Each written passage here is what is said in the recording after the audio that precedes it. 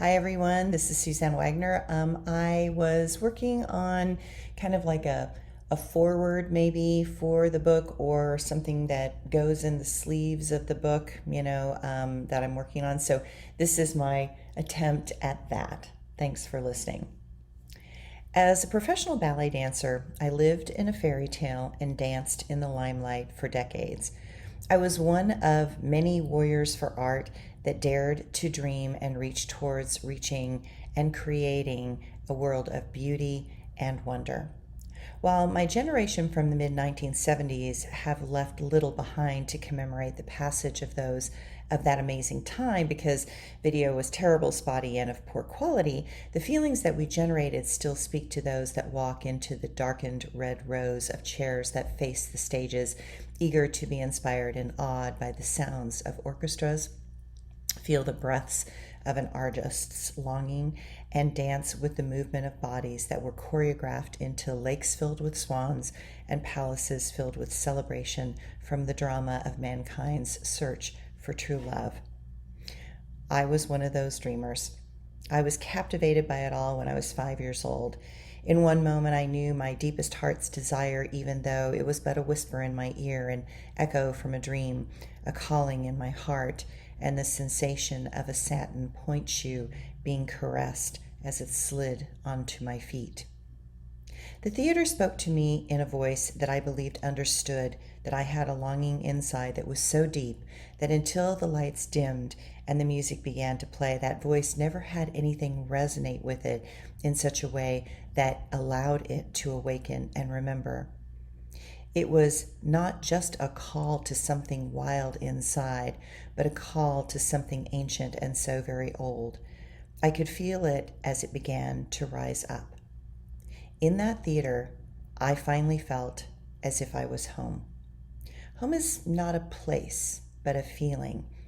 Until that moment, I did not realize that I had been an orphan wandering in a barren landscape, searching for something that would quench my soul from this parched thirst, a thirst that seemed to never be satiated by anything other than when the rainbows appeared in Colorado during a summer rainstorm, or when the fairy of the old dying tree in my backyard appeared to show me the secrets of the creek where the carp still swam free and the bobcats still had their den. I had always known I was made of magic, but I thought I might have been some mistake because I was born into a world that seemed to have forgotten that magic was real and that it existed. This world had lost its innocence and lost touch with the type of essential trust that allowed for dreams to become alive. This world seemed to have minimized the value of hope and had seemed to have banned or blocked this essential quality that allowed for new creations and marvels. That is the moment when I realized, or half remembered from the soft shifting of the light, that perhaps I had come to bring some of that magic back. I was a child filled with light and saw into the worlds that still lived on the edges of what they called this reality. I also knew that this world was trapped in a very narrow band of light. The intense gravity and atmospheric restrictions to the light caused so many people here to fall into figuring out how to survive, but they did not know how to see past their own eyes that blinded them to everything that was surrounding them. In the theater, magic was alive. This place lived and thrived in a portal of time and space that brought to life dreams, stories, myths, and fairy tales. It made emotions into movement, and that movement opened my eyes and allowed me to see past the narrow reality in which I realized that most humans lived. As the curtain opened to the lights and sounds moving together, it was the first moment that I could actually breathe, really fully breathe. There was that place and moment. I could breathe in the light that I so desperately needed. I could breathe in the memories that were suddenly so familiar and making my whole body tingle. I noticed that the hair on my arms connected to and could feel the electricity that the artists and musicians were creating as they electrified the space with a creative potential. I was not just an audience. I was a part of a massive focused beam of cosmic conscious intention that fixated on that stage, feeding the dancers' energy.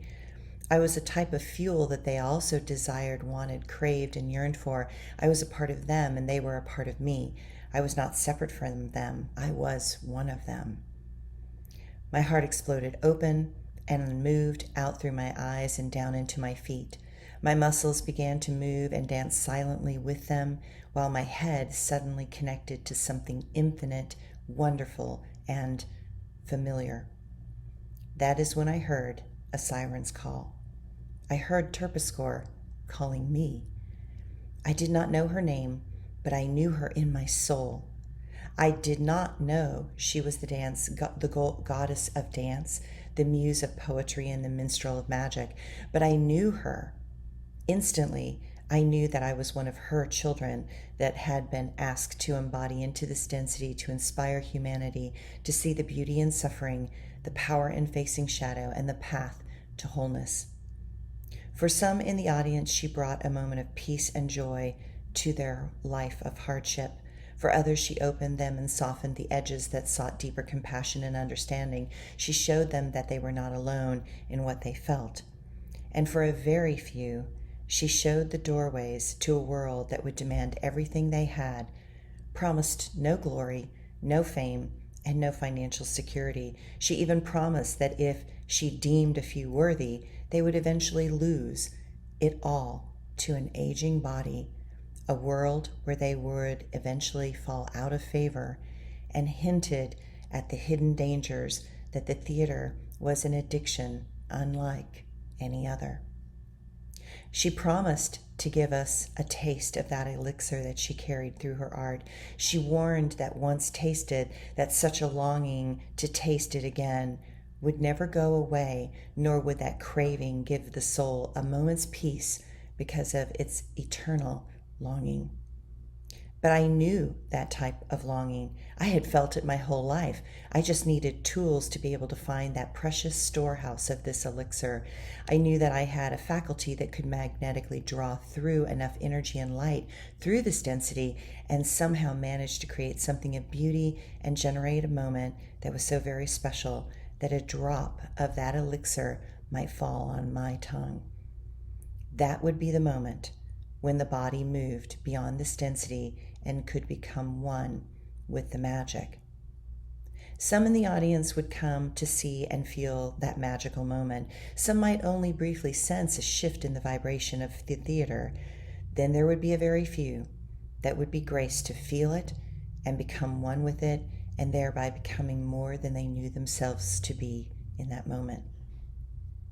I knew instantly that I was to be one of those few. I knew I had to reach and to try. I knew I had tried and failed in other lifetimes, but there was a deep knowing in my soul that this was my calling. I was being shaped and molded by that yearning that understood something that even my young mind could not completely understand. But that child in me recognized it and instantly reached for it. Terpsichore took my hand, and in payment, she took my heart and soul. It was a cost that I willingly offered up to her, and even now I still have no regrets. I have lived a life that others have only dreamed of. I have wandered ancient paths carved by other great artists before me. They laid foundation stones that I have continued to walk upon, and from that point on I was never alone. Art is a lover that never leaves us. Art is a force that is forever felt, that allows one to see what others do not see, sense what others miss, and touch what others walk past. Art whispers to us that allows us to see into the souls of statues and feel the passion of sculpture, while allowing us to feel the pulse of the artist that created it. Art reminds us to notice the most subtle of brushstrokes and the play of light upon a tree. Art allows us to hear the conversations between the earth and the sky, the ocean and the shore. Art is what makes life alive. This is my story, one that I hope will align with those ready to open to what exists still hidden at the edges of a human mind, one that might show you the doorway to your own magic, one that might help you remember many things from the past and bring them into the now so they can heal with you and show you their gifts. That little girl inside is still seeking those that understand the languages of twilight, the languages of the limelight, and the languages of souls merging and becoming one. My inner child searches for those that recognize the laughter that calls from the lilting music of the orchestra, but also those that are willing to feel the despair of such profound loss that it tears hearts open. Art is designed to break us. It must break us to heal us. It asks us to surrender up our defensive postures in favor of authenticity and realness.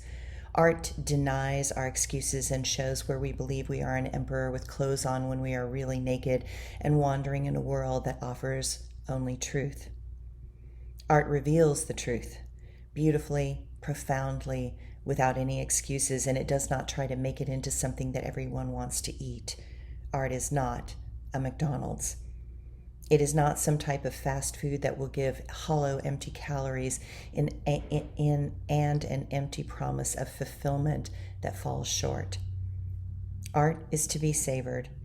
Art is sensual and subtle. Art speaks to us in ways that our soul needs and in ways that we can assimilate in that moment. 1,000 people will be in an audience, and most will take something away that is unique and different from the others. We are all drawn to certain flavors and depths because of where we are in our own evolution. The theater offers up many levels and layers of nourishment depending upon our level of awareness and what we are ready to deal with and engage. I invite you to dance with me into the layers of ballet, the theater, and the potential that is, of course, life. I am grateful to be able to share this journey with you, and my wish is for you to become opened through my words to the wonderful and many diverse forms of art. I hope to inspire you to find your own creative expression in this world. All artists have something precious to share with you, and when you come to the theaters, art exhibit openings, concerts, and films, you allow us to give our gift to you. Thanks, everyone.